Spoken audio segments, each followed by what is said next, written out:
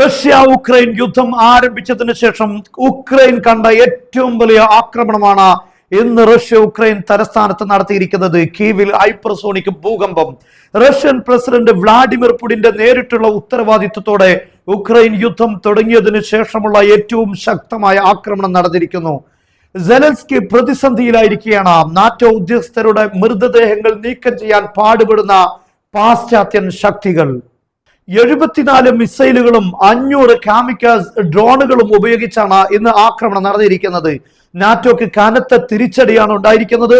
6 ഉന്നത ഉദ്യോഗസ്ഥർ കൊല്ലപ്പെട്ടിരിക്കുന്നു. നിരവധി പേർക്ക് പരിക്കേറ്റിരിക്കുകയാണ്.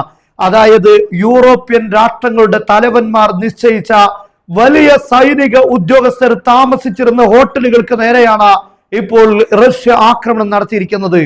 ഊർജ മേഖല തകർന്നടിഞ്ഞിരിക്കുകയാണ്. കീവ് ഉൾപ്പെടെ 4 പ്രവിശ്യകൾ പൂർണ്ണമായും ഇരുട്ടിലായി.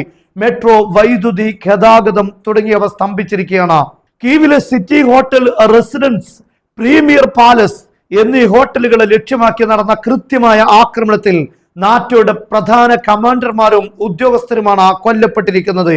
കെട്ടിടാവശിഷ്ടങ്ങൾക്കിടയിൽ ഇനിയും നിരവധി പേർ കുടുങ്ങിക്കിടക്കുന്നതായാണ് റിപ്പോർട്ടുകൾ.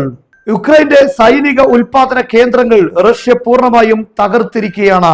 റാഡിയോണിക്സ്, നെപ്റ്റ്യൂൺ, MD ഫ്ലമിംഗോ മിസൈൽ സിസ്റ്റങ്ങളുടെ ഉൽപാദന കേന്ദ്രങ്ങൾ, ല്യൂട്ടി ഡ്രോണുകളും മാഗുര UA ഡ്രോണുകളും നിർമ്മിക്കുന്ന കേന്ദ്രം, തന്ത്രപ്രധാനമായ യുദ്ധവിമാനങ്ങളുടെയും ഡ്രോണുകളുടെയും നവീകരണ കേന്ദ്രം, പ്രതിരോധ മിസൈലുകൾക്കും കവചിത വാഹനങ്ങൾക്കുമുള്ള മൈക്രോ സർക്യൂട്ടുകൾ നിർമ്മിക്കുന്ന കേന്ദ്രം, MLP ചായിക ലോജിസ്റ്റിക് സെന്റർ തകർത്തതിലൂടെ പാശ്ചാത്യ രാജ്യങ്ങളിൽ നിന്ന് ലഭിച്ച മിസൈലുകളും പാട്രിയറ്റ് സംവിധാനത്തിന്റെ ഭാഗങ്ങളും നശിപ്പിക്കപ്പെട്ടിരിക്കുകയാണ്. കൂടാതെ യുക്രൈൻ മുന്നണിയിലേക്ക് ഇന്ധനം എത്തിക്കുന്ന കീവ് 3 ഉൾപ്പെടെയുള്ള പ്രധാന ഇന്ധന സംഭരണശാലകളും തകർക്കപ്പെട്ടിരിക്കുകയാണ്.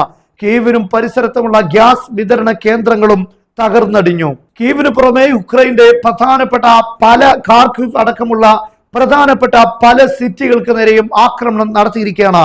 യഥാർത്ഥത്തിൽ ഇറാൻ നടത്തുന്ന രീതിയിലുള്ള ഒരു ആക്രമണമാണ് ഇപ്പോൾ റഷ്യ നടത്തിയിരിക്കുന്നത്. അതായത് യൂറോപ്പിന്റെ സൈനികരും സൈനിക ഉദ്യോഗസ്ഥരും താമസിക്കുന്ന ഹോട്ടലുകളെ ലക്ഷ്യമാക്കിയാണ് ആക്രമണം നടത്തിയിരിക്കുന്നത്. ഇതിലൂടെ വലിയ രൂപത്തിലുള്ള നാശനഷ്ടങ്ങളാണ്. യൂറോപ്പിന്റെ വലിയ ഉദ്യോഗസ്ഥരാണ് ഈ ആക്രമണത്തിൽ കൊല്ലപ്പെട്ടിരിക്കുന്നത്. ധാരാളം ആളുകൾ ഇപ്പോഴും തകർന്ന കെട്ടിടങ്ങളുടെ അവശിഷ്ടങ്ങൾക്കിടയിൽ കുടുങ്ങിക്കിടക്കുകയാണ്.